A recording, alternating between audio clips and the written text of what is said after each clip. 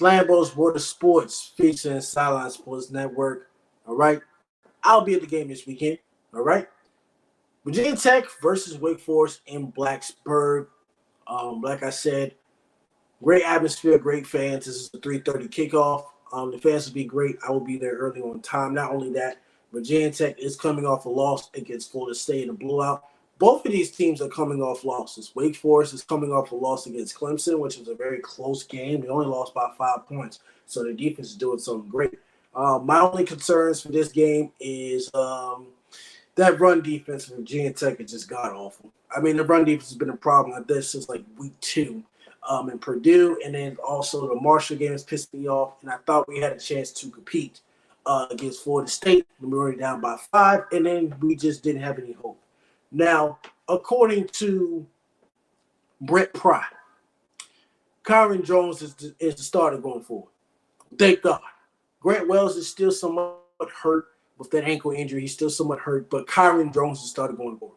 They confirmed that today. I just had to be sure because if they was going back and forth about Grant Wells, drones, and I'm like, no, drones. I want Kyron Jones to start going forward, and I'm glad that Brent Pry is making that decision to go forward with Kyron Jones. Kyron Jones is a dual threat quarterback. He is a transfer from the University of Baylor, in case you did not know. In this game, I'm going to take Virginia Tech because that is my team. I know I went against them and went Florida State, but I'm going to take Virginia Tech. Now, Wake Forest is 3-2. Wake Forest does have some dogs at the wide receiver position.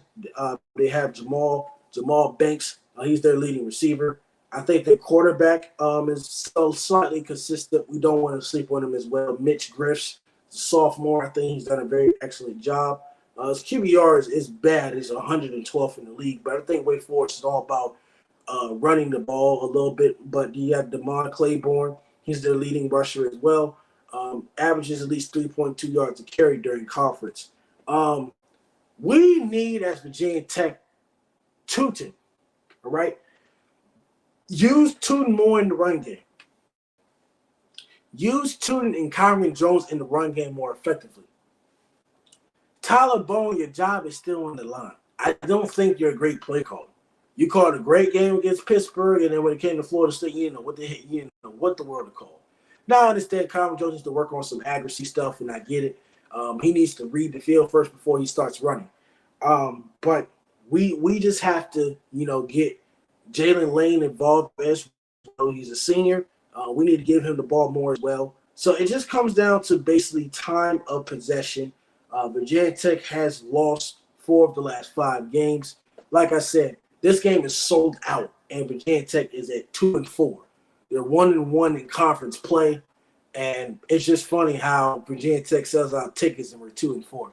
So I find that funny. I find that amazing, and I'm not saying that to make fun of them. It's just like if any other team is 2-4, they ain't selling out no tickets. So Virginia Tech is built different. Entertainment is great. The play calling, it just comes down to Tyler Bowen. The offensive line needs to move better. I think Wake Forest has a great defensive line. Wake Forest is not a team you want to sleep on. Now, they lost Sam Hartman. They have a new quarterback. They're still decent. They're still consistent. But when it comes to Virginia Tech, you're going to have to be able to stop the run.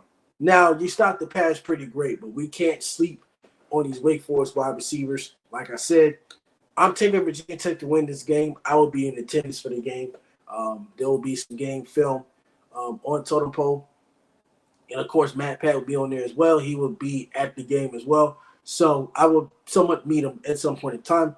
But Virginia Tech should win this game. Kyron Jones just needs to stay calm and comfortable. But it's not really too much to say. It just comes down to the, executed play calling of Tyler Bowen. If he can call plays correctly.